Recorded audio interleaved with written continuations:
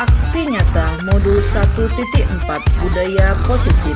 Saya Winda Wulandari SPD, calon guru penggerak Angkatan 8, Kota Pagar Alam, Sumatera Selatan.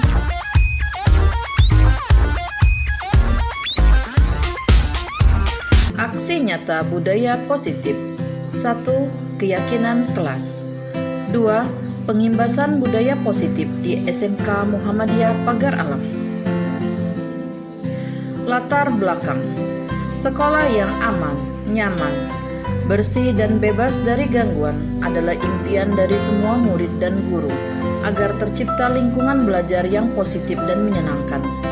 Senang diartikan sebagai anak yang senang belajar dan mematuhi tata tertib di sekolah dengan hati gembira. Dan untuk mencapai semuanya, warga sekolah harus memiliki kesadaran dalam melakukan pembiasaan positif. Salah satunya adalah dengan membuat keyakinan kelas. Dengan adanya keyakinan kelas, diharapkan murid tumbuh dan berkembang sesuai dengan keyakinan atas kesepakatan yang telah disepakati bersama. Hal ini sejalan dengan tujuan pendidikan menurut Ki Hajar Dewantara, yaitu menuntut anak dengan segala kodrat yang ada, agar mereka dapat mencapai keselamatan dan kebahagiaan, baik itu sebagai manusia maupun sebagai anggota masyarakat. Dalam menciptakan budaya positif di sekolah, dibutuhkan kolaborasi antara guru dengan kepala sekolah, rekan sejawat, wali murid, lingkungan masyarakat, dan tentunya murid itu sendiri. Dengan diterapkannya budaya positif tersebut, diharapkan murid dapat memiliki karakter yang kuat sesuai dengan karakter-karakter dalam profil pelajar Pancasila. Rencana aksi nyata. Rencana aksi nyata yang akan saya lakukan yaitu membuat keyakinan kelas yang berpihak pada murid melalui kesepakatan kelas, mengkomunikasikannya dan mengimbaskannya kepada kepala sekolah dan rekan sejawat tentang pentingnya budaya positif di sekolah.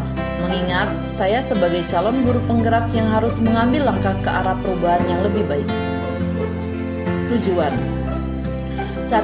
Membimbing murid dalam membuat keyakinan kelas. 2. Menumbuhkan karakter-karakter yang sesuai dengan karakter profil pelajar Pancasila sebagai pembiasaan-pembiasaan baik. 3. Menumbuhkan rasa tanggung jawab dan saling menghargai diri sendiri dan orang lain. Tolok ukur. 1. Murid mampu membuat keyakinan kelas yang disepakati. 2. Murid mampu membuat keyakinan kelas dengan sadar dan tanpa paksaan. 3. Murid melaksanakan keyakinan kelas dengan tanggung jawab. 4. Terwujudnya pembiasaan-pembiasaan baik sehingga tercermin karakter profil pelajar Pancasila. Lini masa tindakan. Adapun langkah-langkah yang dilakukan yaitu: 1. Sosialisasi kepada kepala sekolah dan rekan sejawat terkait keyakinan kelas menuju budaya positif. 2. Menjelaskan dan memfasilitasi murid dalam membuat keyakinan kelas. 3.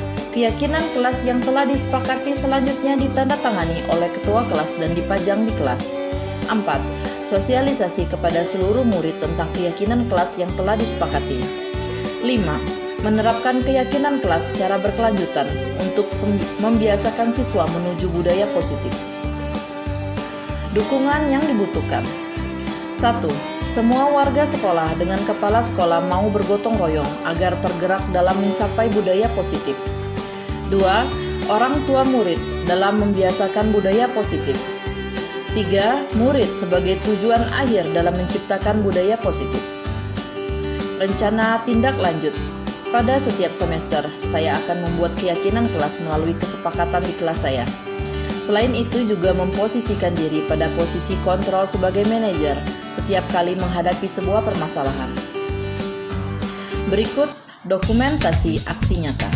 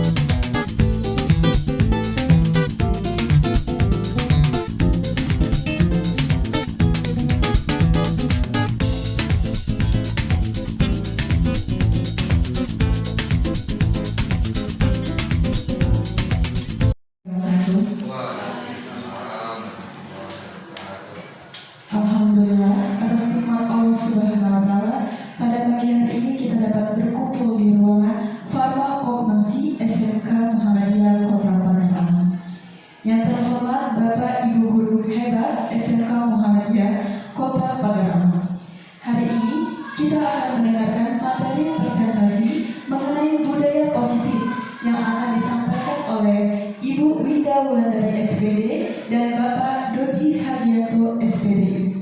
Untuk penyampaian materi pertama akan disampaikan oleh Ibu Winda Wulandari SPD. Kepada Ibu Winda, disilakan. Warahmatullahi wabarakatuh. Apa kabar Bapak Ibu? Baik. Coba Bapak Ibu kalau saya bilang hello jawabannya? Kalau saya bilang hai? Hello. Hai. Hello hello hai. Oke, terima kasih. Masih konsentrasi berarti ya. Oke Bapak Ibu yang kami hormati, Bapak Ibu Guru SMK Muhammadiyah Pagaralam, kami mengucapkan banyak terima kasih sudah menyempatkan hadir pada sosialisasi kami sebagai calon guru penggerak angkatan 8 pada hari ini, yakni mengenai menyebarkan pemahaman dan penerapan pengalaman budaya positif di SMK Muhammadiyah Kota Pagaralam. Sebenarnya kami bukanlah segala tahu, tapi kami di sini masih berbenah, belajar, dan untuk itulah kami juga ingin menyebarkan pemahaman kami mengenai budaya positif ini kepada Bapak Ibu Guru di SMK Muhammadiyah Pagaralam agar nantinya bisa juga diterapkan kepada anak didik kita di kelas, Bapak Ibu ya. Baiklah, lanjut saja. Saya Winda Wulandari dan Bapak yang di samping saya adalah Dodi Hardianto. Kami adalah calon guru penggerak angkatan 8 Kota Pagaralam mewakili SMK Muhammadiyah Pagaralam.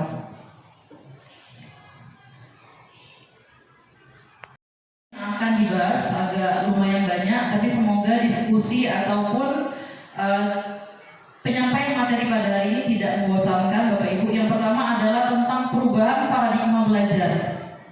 Yang kedua disiplin positif. Selanjutnya nilai-nilai kebajikan, kebutuhan dasar manusia, motivasi perilaku manusia, posisi kontrol guru, keyakinan kelas, dan segitiga restitusi. Mungkin ini adalah hal-hal yang sering kita dengar ataupun kita hadapi di lingkungan sekolah kita. Namun ada juga hal-hal baru yang mungkin kiranya nanti bisa diterapkan juga di lingkungan sekolah kita maupun di kelas yang kita ajari langsung. Lanjut, Bi. Nah, pembelajaran dengan paradigma baru, yakni pembelajaran yang merupakan dan dirancang berdasarkan prinsip diferensiasi sehingga para peserta didik belajar sesuai kebutuhannya berdasarkan tahap perkembangan sesuai dengan teori psikologi modern untuk mewujudkan profil pelajar Pancasila. Nah, pembelajaran berdiferensiasi itu mungkin Bapak Ibu sudah sering dengar. Ada yang mau berkomentar mungkin? Apa sih sebenarnya pembelajaran berdiferensiasi? Ini dari kata-kata bahasa Inggris ya Bapak Ibu ya mungkin, tapi ada juga yang sering sudah dengar dan sudah menerapkannya. Silakan. Yang mau mencet boleh? Silakan. Jadi kita kesannya jangan saya hanya menyampaikan materi Bapak Ibu ya, tapi kita juga bisa berdiskusi maupun sharing pendapat. Ya boleh Bapak Ibu. Mungkin dari Ibu Fadila mungkin silakan Bu. Pembelajaran berdiferensiasi itu menurut Ibu mungkin apa sih sebenarnya? Kalau dari secara pemahaman yang belum belajar nih Ibu ya, untuk pembelajaran yang diferensiasi. Nah itu sebetulnya kayak ada sedikit perbedaan gitu kan dari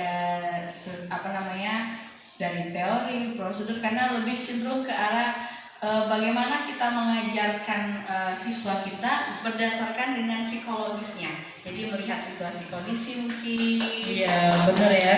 Benar apa yang sudah disampaikan oleh Ibu Fadila itu benar. Benar sekali ya. Kondisi lingkungan belajar, melihat kondisi psikologis itu sendiri, siapkah dia untuk menerima pelajaran dari Bapak Ibu guru yang berikan. Seperti itu kan? Iya, lebih kurang benar ya. Mungkin ada Bapak Ibu guru hebat lainnya yang mau berkomentar atau berpendapat, boleh Bapak Ibu ya. Jadi biar kita komunikasinya dua arah, tidak satu arah. Nanti kan bosan kalau cuma mendengarkan saya dan Abi Dodi. Bu Nur mungkin. Baiklah, Assalamualaikum warahmatullahi wabarakatuh. Menurut saya, pembelajaran berdiferensiasi adalah berpusat pada siswa.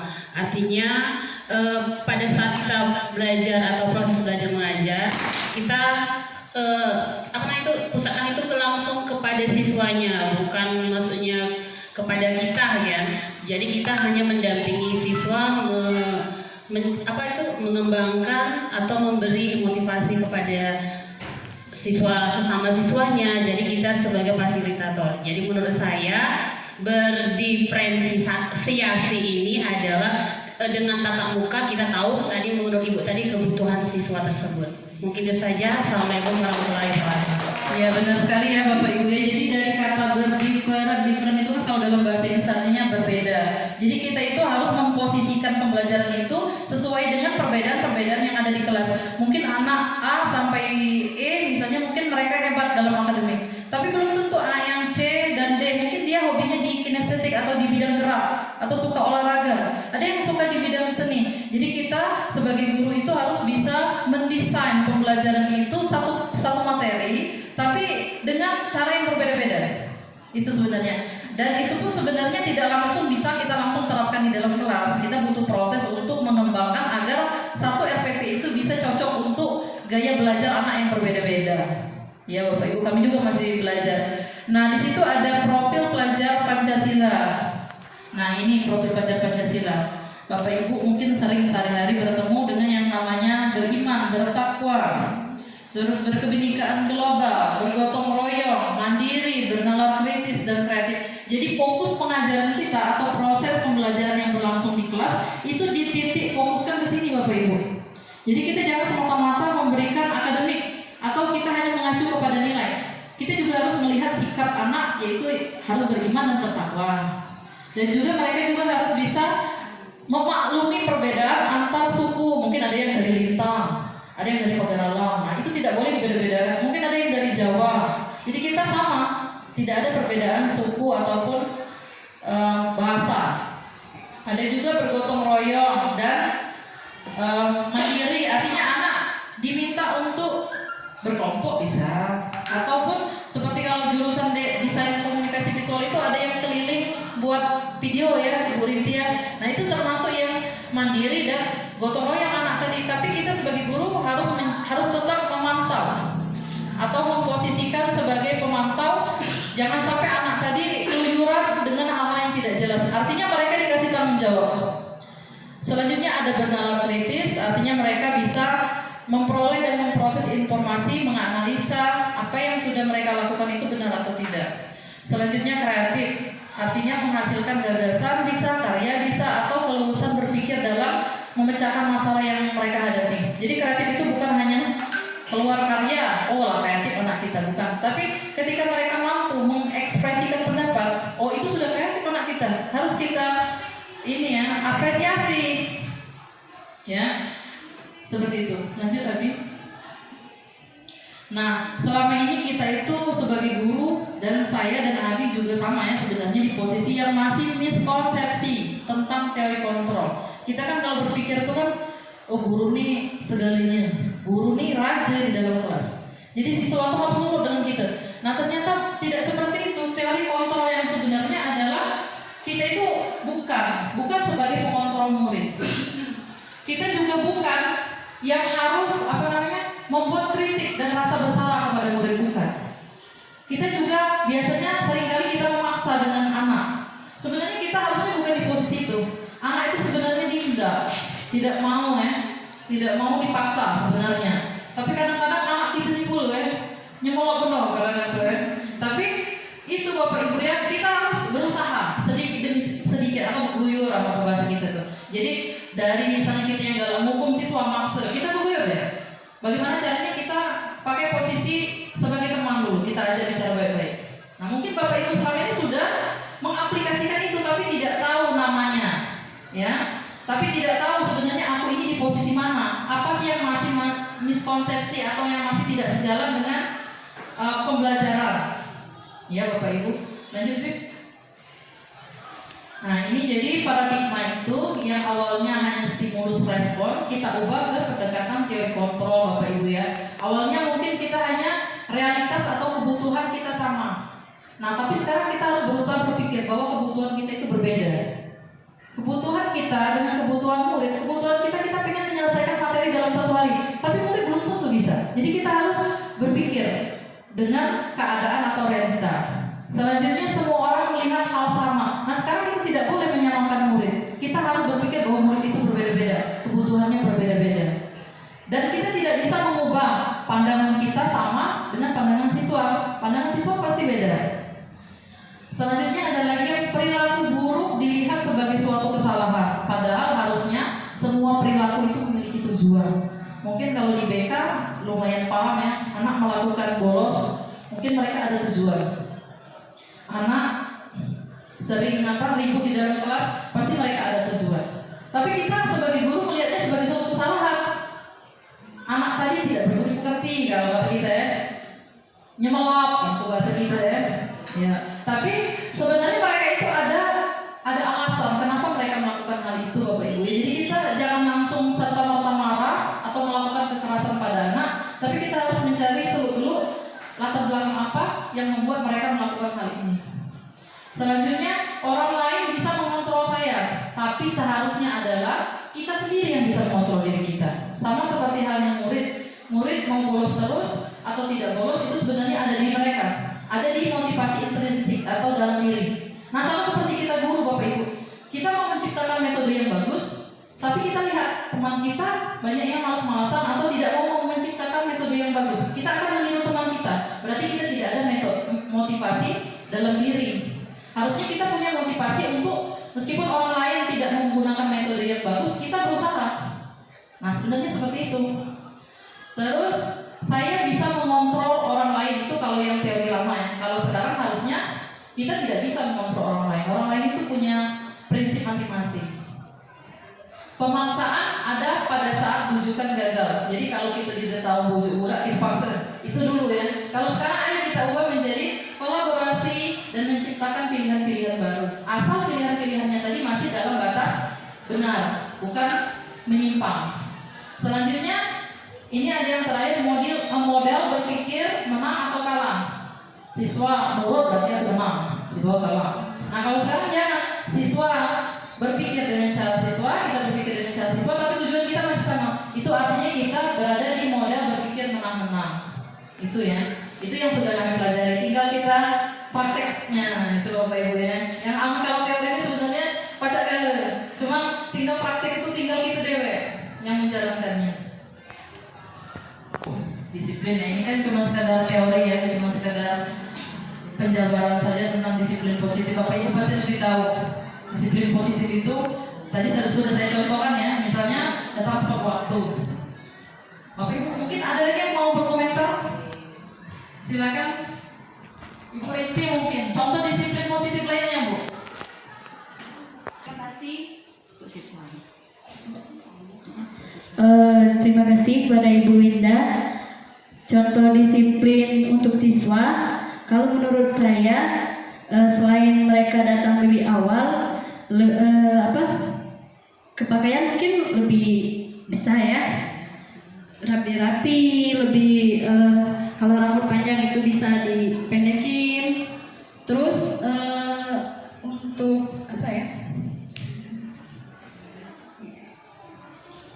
Ya sudah benar. Apa yang sudah Ibu Rinti katakan tadi benar, dari pakaian rapi, rambut rapi itu salah satu disiplin positif. Oke, mungkin mikrofonnya bisa digeser ke Pak Adrian. Nah, Pak. Baik, terima kasih. Sebenarnya tadi sudah diteruskan dengan Ibu Rinti kan, tapi tambahan untuk disiplin positif lainnya yaitu menaati tata tertib yang ada di sekolah, mungkin bisa jadi salah satu contoh apa yang dimaksud dengan disiplin. Mungkin itu dulu Bu dari saya. Terima kasih Bu. Lanjut ke Ibu Deni, silakan Bu Deni. Assalamualaikum warahmatullahi wabarakatuh. Ya, di sini saya menambahkan sedikit tentang disiplin positif, yaitu salah satunya mengerjakan tugas tepat waktu, terus mengikuti apa yang memang ada aturan di sekolah dan pulangnya tepat waktu seperti itu. Jangan diambil Bu. Ya betul. Warahmatullahi wabarakatuh. Menurut saya disiplin positif karena seperti yang kita ketahui bersama bahwa disiplin itu banyak sekali, mulai dari kerapian, pakaian, termasuk dengan kepribadiannya, mulai dari kuku ya. Kuku untuk cowok pakaiannya, untuk cowok rambutnya panjang, sudah mulai gondrong seperti perempuan itu kan harus dirapikan ya. Kemudian untuk disiplin kalau ditambahkan positif, kalau menurut saya itu disiplin yang memang kalau bisa dari anak itu sendiri harus sadar. Maksudnya dari kita individu harus sadar bahwa oh ini sih yang nggak boleh dilakukan, jadi kita harus disiplin dong. Jadi harus dilakukan. Nah mulai dari waktu dan lain-lain itu kan dia kalau sudah tumbuh rasa sadar dari dia, otomatis yang lain bisa ikut.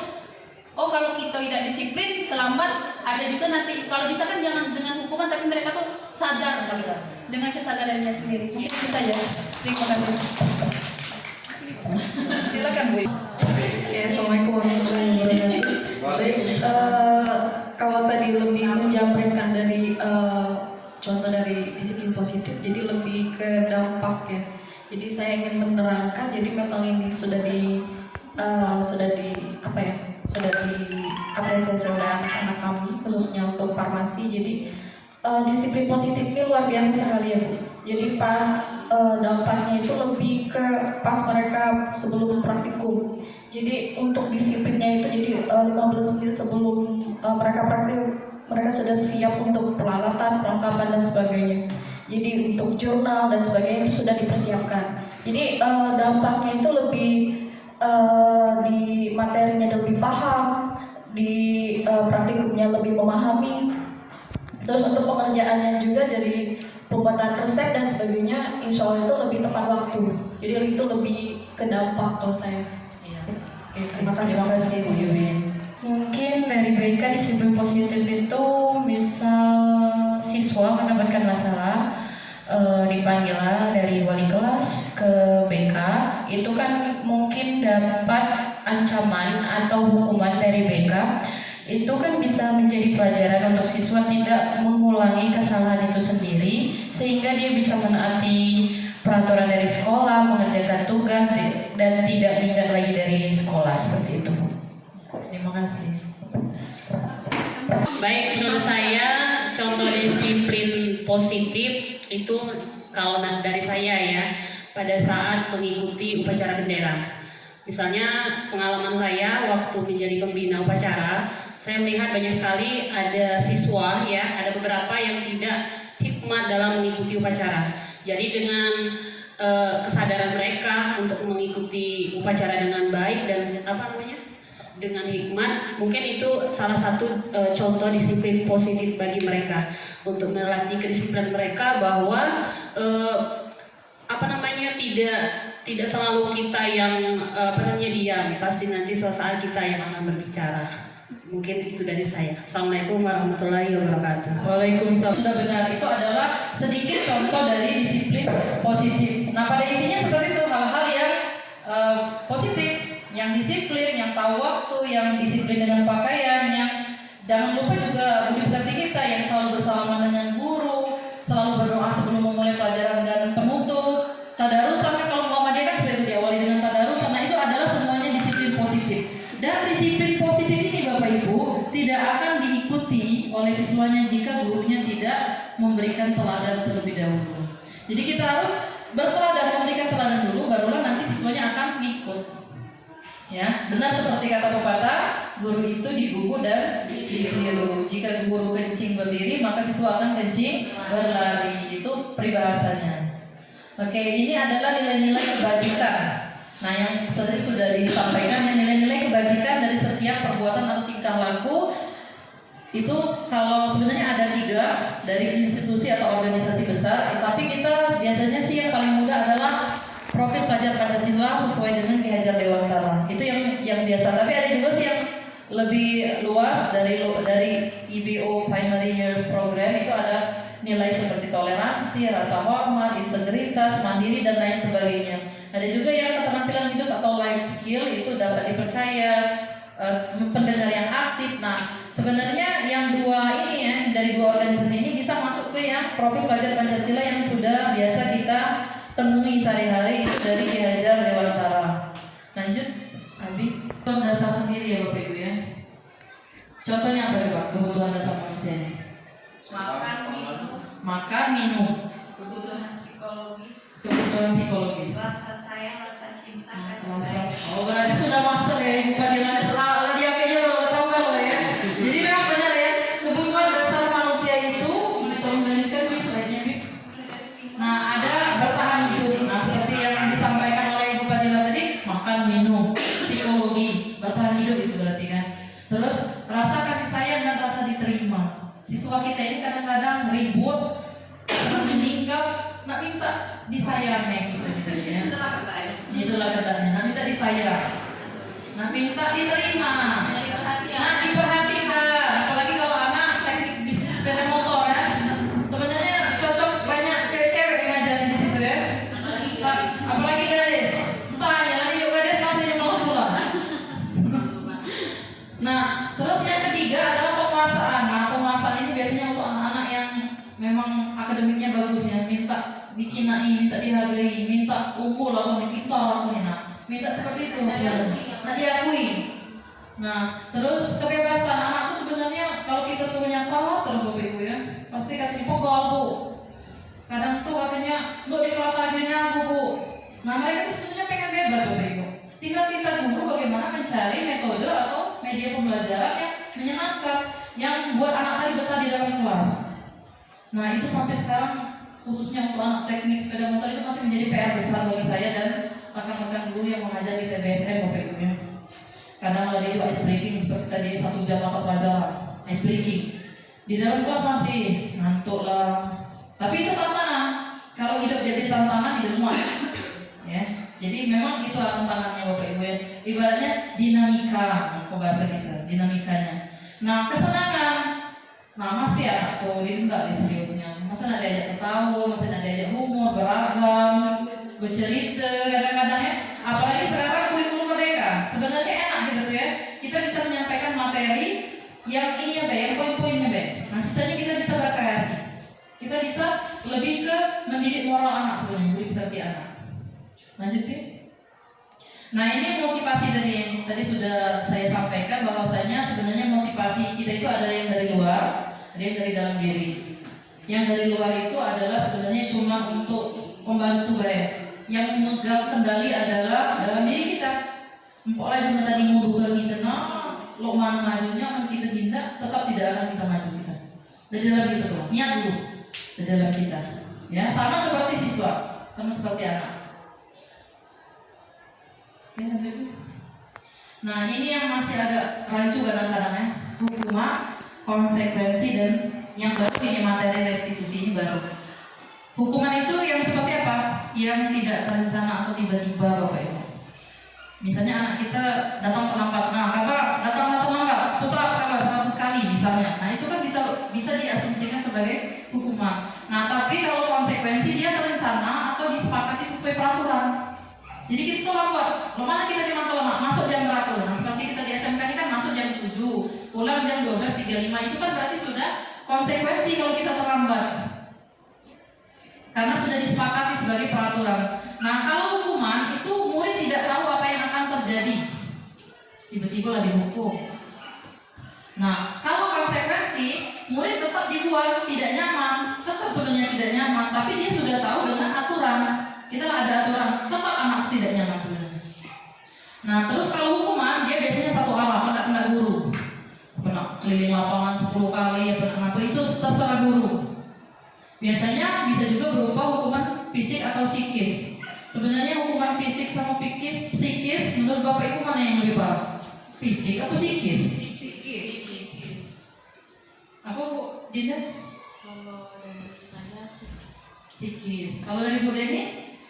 Psikis. Kalau dari Bu Rinti? Amun dari TBSM Pak Rian? Fisik. Psikis deh Mai. Ini makan lagi psikis ya? Jadi makan ya. Berarti lebih enjoy berarti anak TBSM. Fisik. Nah, fisik ya. sampai lagi ngomong lagi Bu. Nah, Bapak Ibu sebenarnya tahu tidak hukuman itu sebenarnya yang lebih Sakit itu adalah psikis ya. Psikis itu terngiang-ngiang kok kita mati. Membekas di hatinya. Teringat terus ya. Tapi kalau fisik udah ditapuk saja pagi wadah. Itu sebenarnya Pak Adrian ya. Jadi meskipun anak TPSM itu empuk fisik kadang-kadang biasa saja, tapi kadang-kadang kita galak ngomongin anak TPSM tuh kapan bilang karo apa gitu hidup pun bisa. Jadi kan kadang-kadang kita hanya bercanda, tapi ternyata itu melekat di dalam hatinya, terngiang-ngiang. Kebanyakan tidak terlihat ya Bu ya. Baca pikiran Ibu Pak itu gitu ya. Jadi memang itu memang bagiannya psikologi. Yang baru yaitu restitusi, di mana kita adalah menciptakan kondisi murid tadi bukan menyalahkan, tapi kita memperbaiki kesalahannya. Dan kita berkolaboratif untuk mencari solusi dari masalah yang dia buat. Misal anak tadi minggat saja, lo mana caranya emang jadi minggat saja. Misal alasannya kesiangan bangun, ya lo mana caranya? Harus pasang alarm, berarti caranya. Harus ada orang di sekitarnya yang mengingatkan. Atau bila perlu kita sebagai wali kelas akap-akap tulang dan kurni dia. Nah, kalau belum. Nah itu ya. Mungkin ya seperti itu. Jadi kita harus cari solusi. Itu disebut dengan restitusi. Buka dulu Google Chrome-nya, klik kahor.it.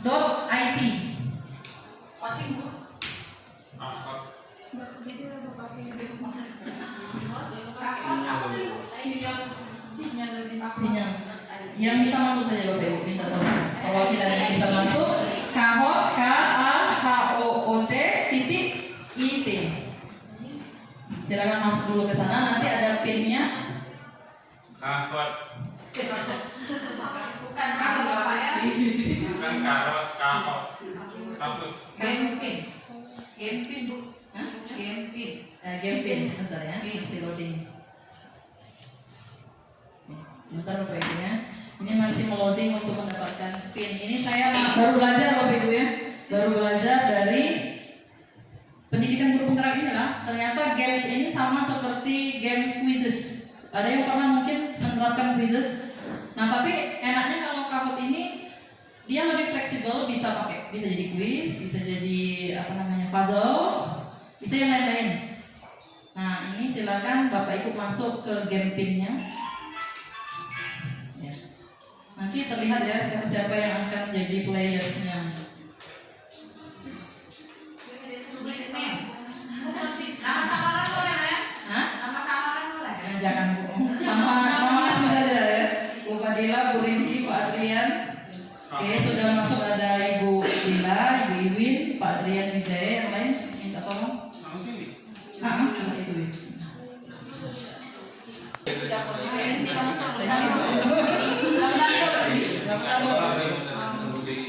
Ngapa yang Adrian imutnya ini yo sucinya tadi. Nah, ibu itu. Iya. Rian, ngapa kau imutnya tuh? Bisa Bi. Buat dulu nama Bi. Tapi orang ini juga ada orang ini. Kak pucat cumnya. Sisa. Nah, tidak lah Bi. Oke Bi. Gimana? Itu sudah masuk Abi itu Nabi. Ibu Ibu Nur, gimana Bu Nur? Masukkan dulu nama Bu Nur, baru makin. Ya, enter. Gempin itu 654 6333. Bi, berarti Bi, ayo dia betul. Aku lama-lama. Ya, enter Bu. Siapa lagi yang masih baru salah masuk? Ibu Deni sudah masuk Bu? Masih loading. Ya, Bu.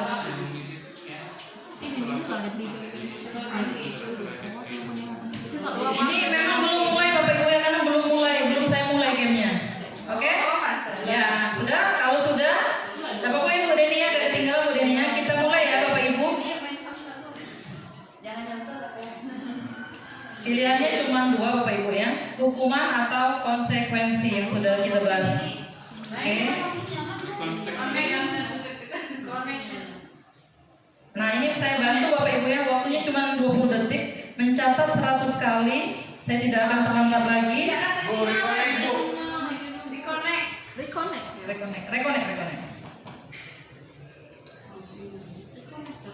Reconnect terus. Sama. Kalau Reconnect juga. Iya sama. Itu saya pas.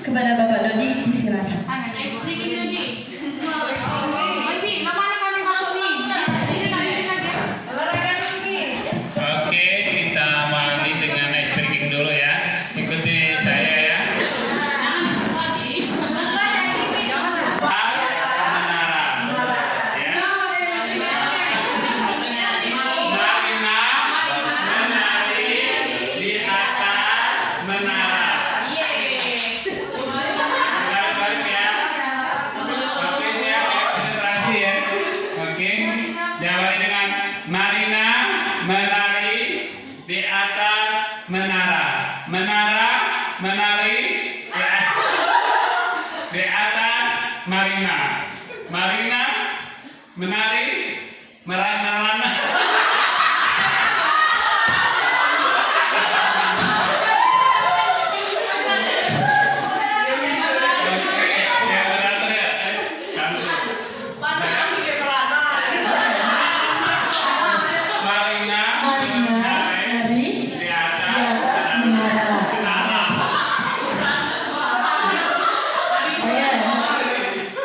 Gimana ya, Bi?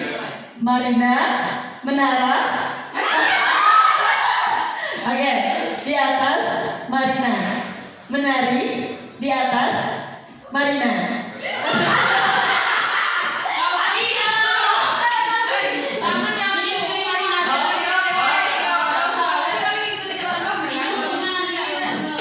Oke, Marina di atas menari merana.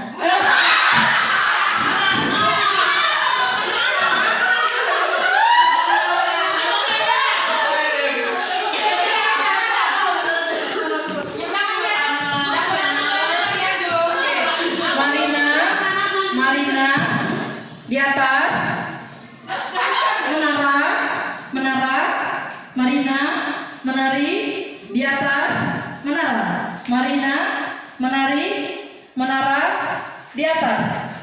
Bagus, oke. Terima kasih sudah konsentrasi. Namanya untuk guru penggerak ini adalah tergerak, bergerak, dan menggerakkan. Sekarang tadi Bu Winda dan Ibu Yudi sudah menggerakkan ibu bapak di atas Marina. Marina menari di atas menara, ya. Nah, baik, saya akan melanjutkan untuk materi kita berikutnya, ya. Gerak konsentrasi, ya. Nah, tadi sudah disampaikan oleh Bu Winda. Di sini saya akan menjelaskan tentang 5 posisi kontrol kita sebagai guru, ya, penghukum. Ini yang kontrol kita yang sebagai guru. Yang kedua itu kita membuat merasa bersalah siswa. Bagaimana kita memberikan pengarahan sehingga siswa merasa bersalah dan menyadari akan kesalahannya dengan apa yang sudah kita berikan atau pengarahan kepada siswa. Nah, kemudian yang ketiga, kita guru adalah merangkul siswa sebagai teman. Bagaimana misalnya kita merangkul siswa sebagai teman, kita berkata, saya anak-anak perhatikan di depan tidak terlalu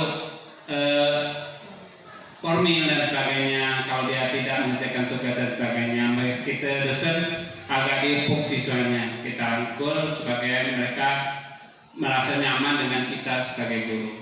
Kemudian yang maksudnya yang jaga temannya ada waktu-waktu tertentu, ya, tidak satu tiap kita masuk kita halo, kita gaya, tidak, ya.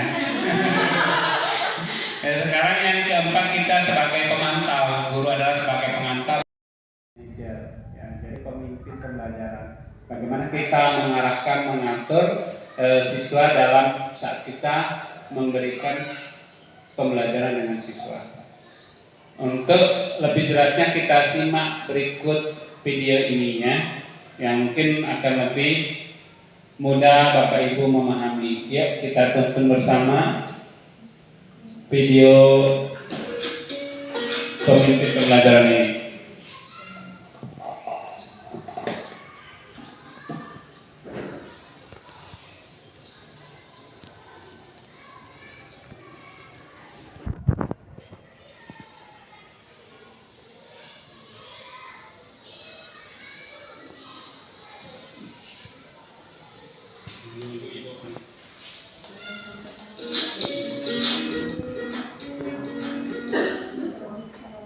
Salam bahagia Ibu dan Bapak Guru hebat.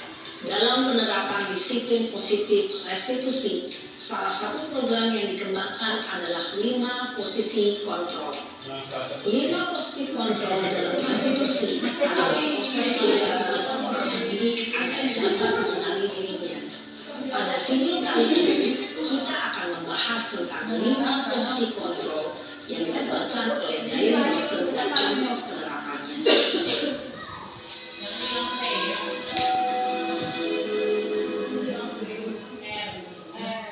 Lima posisi kontrol itu adalah: 1. Posisi penghukum. 2. Posisi pembuat merasa bersalah. 3. Posisi teman. 4. Posisi pemantau atau monitor. Dan 5. Posisi manajer. Untuk lebih memahami kelima posisi tersebut, mari kita saksikan kasus Naren yang terlambat hadir 20 menit di sekolah dan melihat bagaimana kelima posisi kontrol dalam menghadapi masalah tersebut.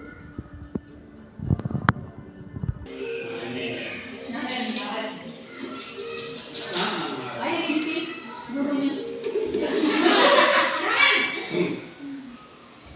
Sini kamu. Kamu terlambat. Kamu deh pasti terlambat. Maaf Bu, saya Apa? Apa coba? Alasan kamu apa lagi? Kapan sih kamu tidak terlambat? Malas sekali ya kamu jadi anak. saya Dasar pemalas. Gak kapok-kapok sih kamu. Sudah berapa kali terlambat? Sana, kamu keliling lapangan basket 2 kali. kenapa saya harus ke lapangan basket Bu? Kenapa? Kamu melawan ibu. Berani-beraninya jawab.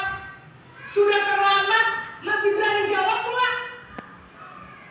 Sekarang, keliling lapangan basket 5 kali sekalian. Biar kapok. Cepat. Pergi sana ke lapangan basket. Bicara dengan nada tinggi, menghardik, menunjuk-nunjuk, menyakiti, dan menyindir. Hukuman bisa berupa fisik maupun psikis. Ibu dan bapak guru hebat. Dampak yang terjadi pada murid ketika guru berada pada posisi penghukum adalah murid cenderung akan memberontak, bahkan menyimpan dendam.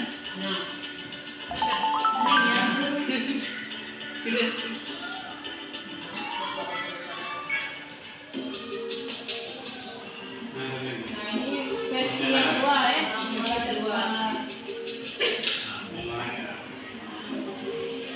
Naren! Ulangan ini tadi. Selamat pagi Bu. Naren! Kamu kenapa terlambat lagi, nak? Ya Tuhan, Naren. Kamu senang ya bikin ibu susah ya? Kalau kamu terlambat lagi, nanti ibu yang ditegur bapak kepala sekolah, nak.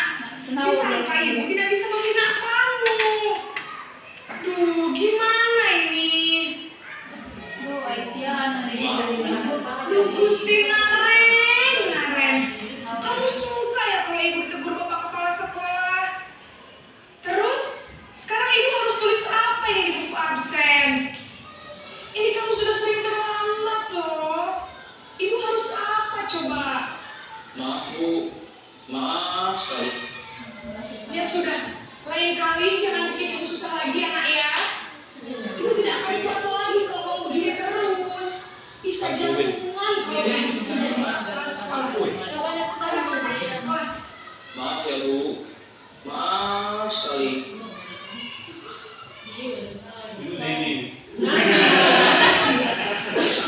Berbicara dengan nada tenang, cenderung lembut, namun kata-kata yang diutarakan membuat murid merasa menjadi orang yang gagal, memandang buruk dirinya sendiri, merasa tidak berharga, dan tidak sanggup membahagiakan orang lain. Ketika guru mengambil posisi pembuat rasa bersalah, murid akan menganggap dirinya yang bersalah dan ia akan menyimpan emosi negatif tersebut di dalam dirinya. Kemana begini?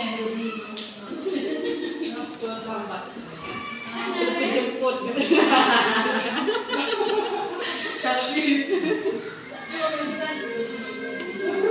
Naren! Ini orang itu saja.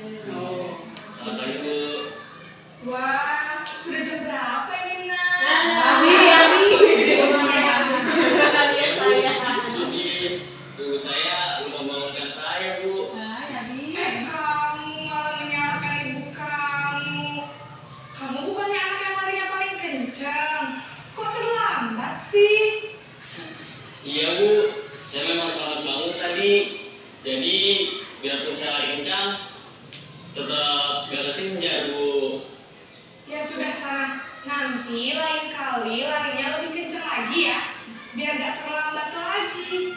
Bikin seneng ibu demi ibu. Kamu ini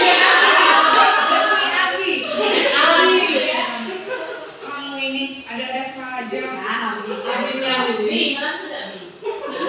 Pasti teman, guru berbicara dengan nada suara ramah, maka cenderung bersenda gurau untuk menjaga suasana tetap santai. Murid akan merasa senang dan akan dibangun. Identitas yang tercipta adalah identitas sukses atau berhasil. Namun, perlu diingat, karena ini masih dorongan eksternal, maka ada faktor ketergantungan dari murid kepada orang tertentu. Di sini, guru aksennya, sehingga di lain waktu, murid bisa berperilaku baik, namun hanya kepada orang-orang tertentu saja.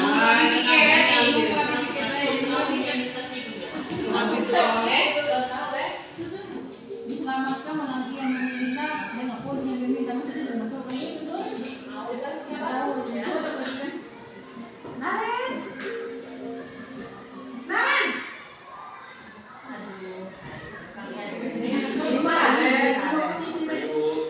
Naren, apa peraturan sekolah kita tentang jam berapa kita harus masuk sekolah, nak? Kita harus di sekolah jam 7, Bu. Iya betul, sekarang sudah jam 7.20. Naren sudah tahu konsekuensinya jika terlambat hadir. Paham, Bu. Saya harus tinggal kelas pas jam istirahat selama 20 menit. Iya benar, konsekuensinya demikian. Jadi nanti jam 9.30 pas istirahat, kamu harus tinggal di kelas, kerjakan tugas tambahan untuk ketertinggalan kamu, ya? Baik, Bu. Proses memantau mengadakan penghitungan atau data untuk mengontrol murid. Guru mengarahkan murid berdasarkan peraturan dan konsekuensi. Seorang pemantau menunjukkan bahasa tubuh dan ekspresi wajah yang datar dan cenderung formal.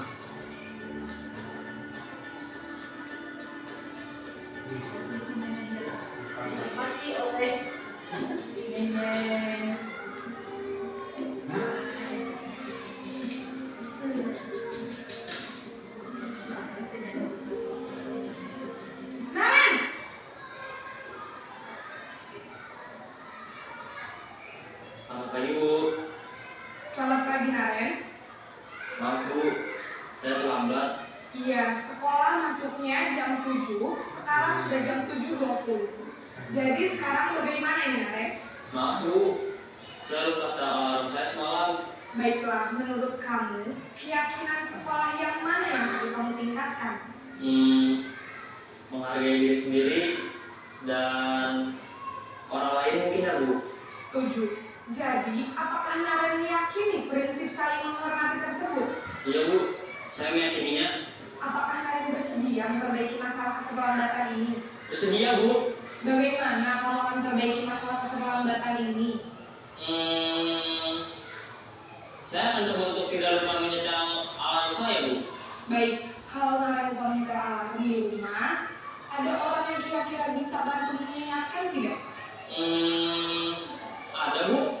Kata saya, Kak Emma. Ada lagi selain Kak Emma? Selain Kak Emma, ada ibu saya. Baik, jadi yang mengingatkan Naren adalah Kak Emma dan ibu kamu ya? Kira-kira akan mulai setel alarm kapan nih, Naren? Setelah pulang sekolah, akan segera saya lakukan. Baik, jadi Naren akan setel alarm untuk bangun besok pagi dan akan diingatkan oleh kakak dan ibunda Naren ya. Ada lagi yang mungkin perlu dilakukan, Naren, agar tidak terlambat bangun lagi? Tidak ada, Bu.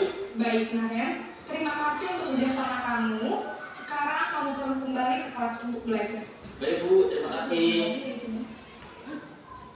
Posisi manajer adalah posisi kontrol yang disarankan untuk membimbing murid memiliki sikap disiplin yang positif, yaitu murid yang mandiri, bertanggung jawab, dan dapat memecahkan masalah. Tujuan dari posisi ini adalah agar murid dapat mengevaluasi progres tindakannya. Guru akan terus memberikan pertanyaan-pertanyaan sehingga membuat murid dapat belajar dari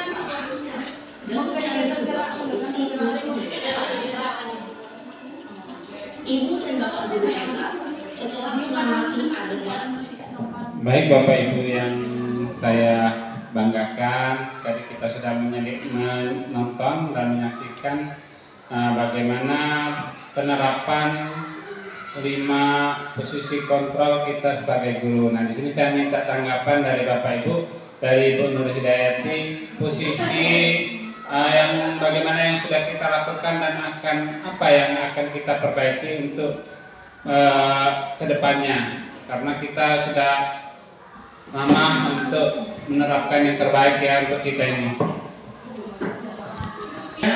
Setelah saya amati dan saya sendiri ya, karena saya sebagai seorang guru di sini, 5 posisi kontrol guru yang saya lakukan.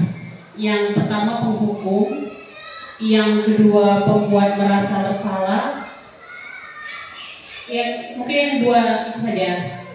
Jadi menurut saya setelah menonton video tadi, saya sadar bahwa penghukum itu menghukum pada siswa. Jadi itu yang perlu dibenahi. Jadi ada kesepakatan antara siswa dan guru. Kemudian kedua, pembuat merasa bersalah. Tadi juga jangan semata-mata kita sebagai guru mau dikasihani dari siswa tersebut. Kalau bisa siswa tadi jangan sampai mereka menjadi PR saya sendiri sebagai guru piket, saya akan mencoba yang memanajer kepada siswa seperti itu. Baik ya, dari perwakilan teman-teman tadi bahwasanya kita semuanya sama. Yang awalnya kita lebih cenderung ke menjadi penghukum, apabila siswa telat masuk kita sudah ada usah lagi keluarlah kabar atau dia makan segala macamnya. Yang kedua, kita masih merasa juga sebagai teman, kita percaya terutama ya yang masih menerapkan ini. Nah, jadi untuk dari apa yang sudah kita tonton tadi, mungkin kita sampai yang benar yang disampaikan Ibu Dinda tadi, bahwa kita akan lebih mencoba bagaimana kita menerapkan guru ini adalah sebagai manajer, memahami apa yang sebenarnya menjadi masalah siswa tadi. Ini kan hubungannya dengan permasalahan siswa yang ingin kita pecahkan. Apa posisi kita yang tepat untuk kita lakukan. Nah, dari kurikulum Merdeka ini yang sudah kami pelajari, yaitu sebenarnya guru itu adalah sebagai manajer untuk siswanya dalam mengatasi masalah-masalah siswa, baik itu di kelas, di lapangan, maupun mereka saat berada di lingkungan sekolah.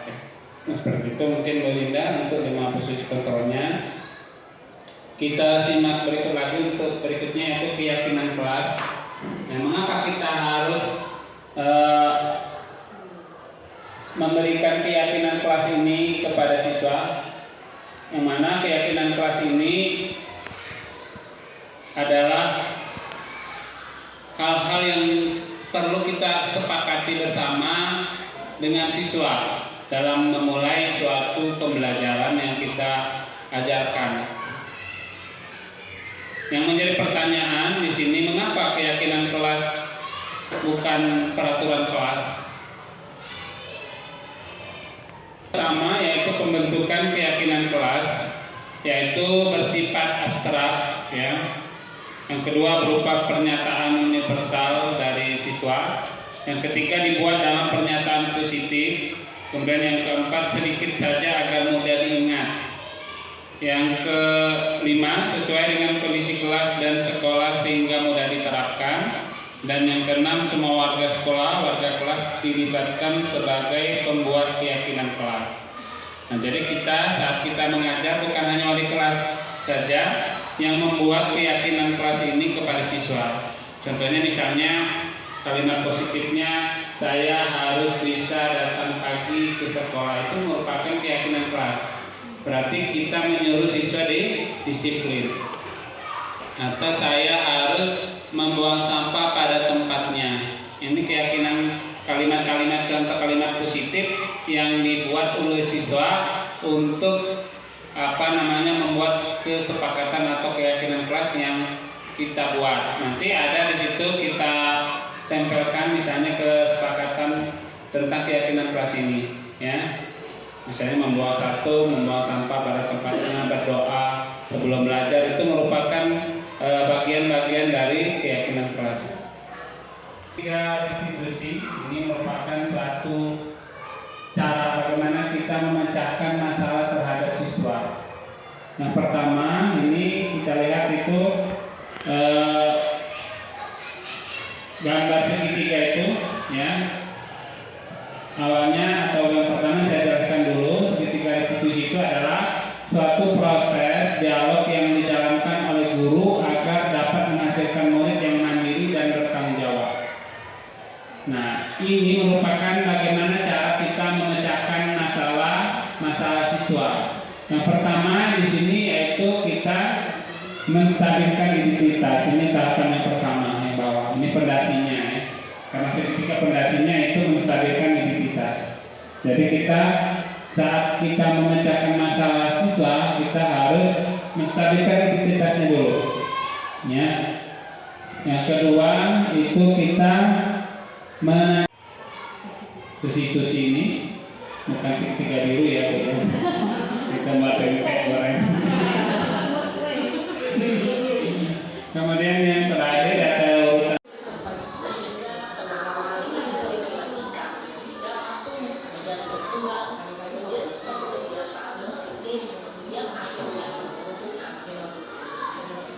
Proses dialog ini terdiri dari 3 langkah yang dikembangkan dari 3 sisi pada segitiga restitusi. Sisi pertama adalah menstabilkan identitas. Sisi yang kedua adalah validasi tindakan yang salah.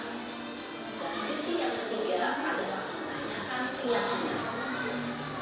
Ibu dan Bapak Ibu, berikut ini akan menunjukkan bagaimana seorang guru berada dalam posisi manajer menggunakan penerapan segitiga restitusi.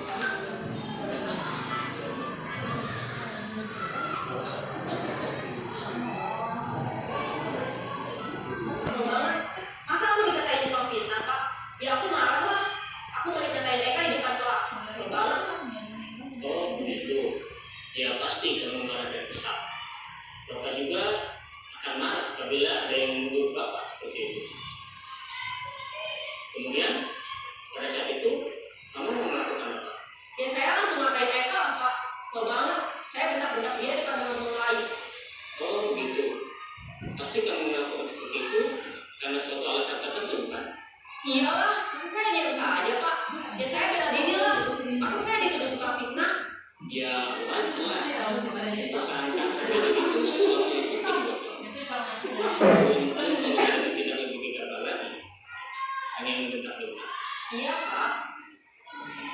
Untung saya masih bersabar dan hanya meminta saja. Sudah gemes padahal, saya pasti bela diri lah. Ya pasti ya. Tapi kamu memilih untuk tetap bertahan dan bersabar. Kamu memilih untuk tidak berbuat lebih parah lagi, bukan? Iya. Nah, sekarang coba kita lihat lagi tindakan kamu yang menbentak Eka di kelas. Tindakan kamu itu kira-kira sesuai dengan keyakinan kelas atau prinsip kamu tidak? Enggak lah, Pak. Capek, Pak, jadi pemarah. Jadi keyakinan atau prinsip mana yang kurang sesuai dengan keinginan kamu? Ya, saya sebenarnya sangat menghargai orang lain. Mungkin saat itu saya menjadi emosi, jadi tidak menunjukkan sikap itu. Kamu meyakini tidak? Menghargai orang lain itu penting buat kamu. Yakinlah, Pak. Iya, setuju. Kita harus saling menghargai. Namun, ada juga keyakinan yang kita sepakati yang perlu kita jalankan apabila kita sedang marah, bukan? Ya, saya bisa lebih proaktif, mulai dengan diri sendiri. Saya bisa jadi lebih sabar, mengambil waktu dulu untuk berpikir mau apa selanjutnya. Kira-kira kamu bersedia memperbaiki masalah ini tidak? Bersedia, Pak. Kalau kamu memperbaiki masalah ini, kamu akan menjadi orang seperti apa? Saya akan menjadi orang yang bertanggung jawab kali ya, Pak. Dan senantiasa proaktif. Iya, menurut kamu bagaimana rasanya menjadi orang seperti itu? Ya nyaman lah, bangga bisa bersalah dan bertanggung. Baiklah kalau begitu, yuk kita pergi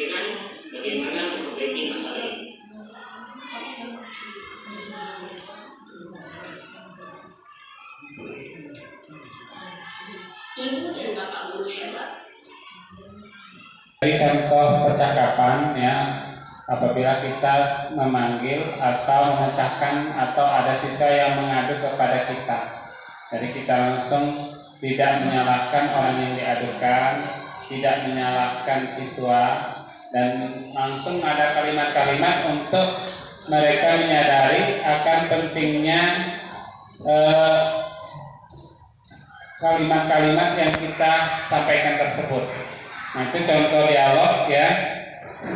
Untuk kesimpulannya, silakan Bapak Ibu guru tuliskan apa yang telah didapatkan pada pemahaman budaya positif ini. Nanti kami akan bagikan ini.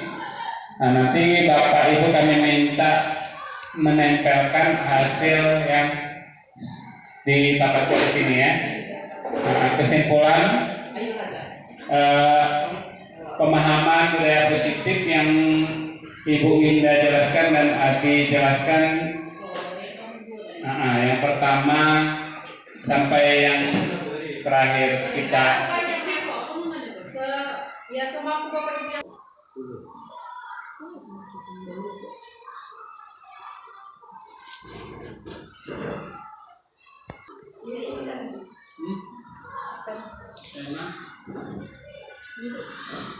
ini sudah bisa. Ada Bapak untuk mempercepat. Kesimpulan hal ini boleh refleksi dari Bapak Ibu. apa yang dirasakan, Bagaimana perasaannya atau kedepannya harus seperti apa boleh. apa namanya, kedepannya mau diapakan daripada ini refleksi pemahaman.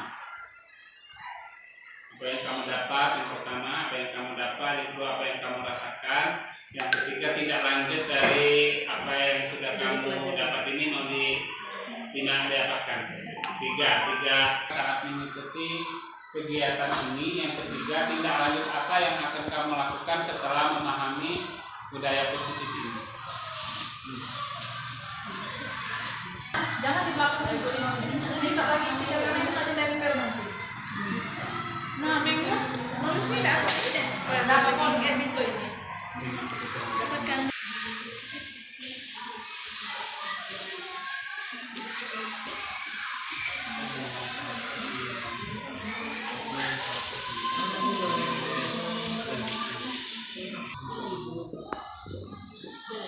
Sini, Bu.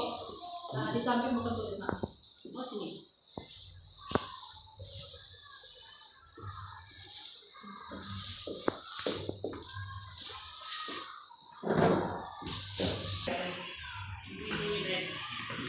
Kesimpulan dari kesimpulan.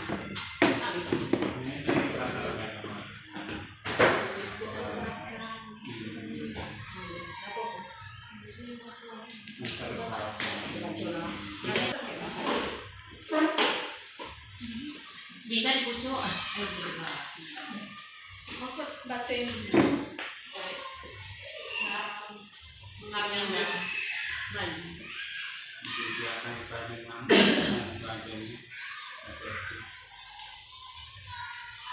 Aku lah Paling mudah. Kalau tuh banyak pilihan. Cuma kalau kahot kan cuma untuk jawaban true atau false. Banyak. Ada yang nggak pilihan. Bisa 4 Bisa apa? Ada kuis, ada puzzle banyak Win. Ada 6 pilihan tuh masalah. Iya. Jadi kalau apa aktivitas ini siswa jawaban.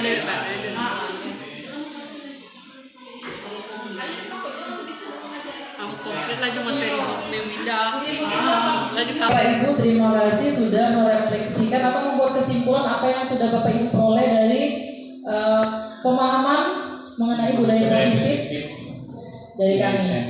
Oke, mungkin nanti bisa membacakan di satu atau dua dari audiens dari sini akan saya bacakan mungkin apa yang mereka tulis. Yang pertama, saya akan melakukan diskusi terutama pada diri sendiri dan orang lain melalui video yang disampaikan agar dapat membentuk siswa yang memahami dan menerapkan budaya positif. Jadi saya memahami bahwa penanganan budaya positif sangat penting untuk menumbuhkan nilai-nilai kebajikan dalam menciptakan pada karakter siswa. Ini tindak lanjutnya yang langsung ditulis Ibu Winda. Mungkin untuk pemahamannya atau kesimpulannya, yang pertama ini kesimpulan dari sosialisasi ini mendapatkan pengetahuan dan pengalaman yang sangat berharga karena saya dapat menerapkan kepada siswa saya bagaimana disiplin positif di dalam sekolah di materi 5 kontrol guru. Saya dapat menerapkan posisi manajer pada saat di sekolah untuk meningkatkan kualitas belajar. Terima kasih Abi. Nah, jadi Bapak Ibu guru hebat, pada dasarnya 5 posisi kontrol guru ini sering kita terapkan tanpa sadar maupun sesadar kita Bapak Ibu ya. Nah, sebenarnya kita memang manajer itu adalah posisi paling tinggi, tapi kita berusaha untuk menjadi seorang manajer nantinya. Namun, kita memang kadang-kadang perlu bertindak sebagai teman dengan murid kita. Kita juga perlu masih bertindak sebagai pemantau, dan pada akhirnya nanti kita akan berada di posisi manajer. Tapi saran saya dan saran Abi Dodi juga setelah kami mengikuti pendidikan guru penggerak ini, sebisa mungkin kita menghindari guru sebagai penghukum dan pembuat rasa bersalah. Ya, sedikit demi sedikit, karena apalagi dengan lingkungan dan kondisi sekolah kita, tidak mungkin kita langsung tidak ada hukuman sama sekali, karena masih banyak siswa-siswa kita yang ngomong budi pekertinya masih jauh sekali, yang perlu binaan Bapak Ibu ya. Jadi beguyur ya, kami pun masih beguyur. Jadi kita sama-sama beguyur, insya Allah nanti baik kondisi lingkungan kita, sekolah maupun murid akan sedikit demi sedikit menjadi lebih baik. Silakan Bi, ditutup Bi. Baik Bapak Ibu, terima kasih banyak atas dukungan partisipasi Bapak Ibu. Tanpa dukungan dan partisipasi Bapak Ibu, kami dengan Winda tidak bisa apa-apa. Jadi sekali lagi dengan kedatangan dan kesediaan Bapak Ibu ini, kegiatan kami ini alhamdulillah Bu Winda berlanjut dengan baik dan menjadi aksi nyata buat kami dalam pembelajaran yang sudah kami ikuti di guru penggerak ini. Harapan kami Bapak Ibu juga tidak keberatan nanti untuk mengikuti guru penggerak ini di angkatan 10. 14 Juli insya Allah sudah dibuka. Kita berharap SMK Muhammadiyah ini banyak bibit-bibit karena kami yakin semuanya punya potensi untuk menjadi guru penggerak.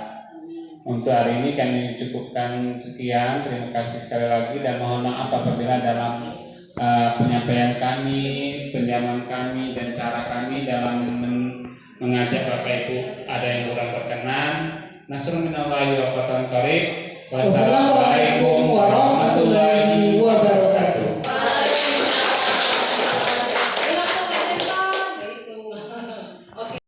SMK Muhammadiyah, SMK bisa, SMK hebat, SMK Muhammadiyah Pagarawan yang pertama dan nomor 1.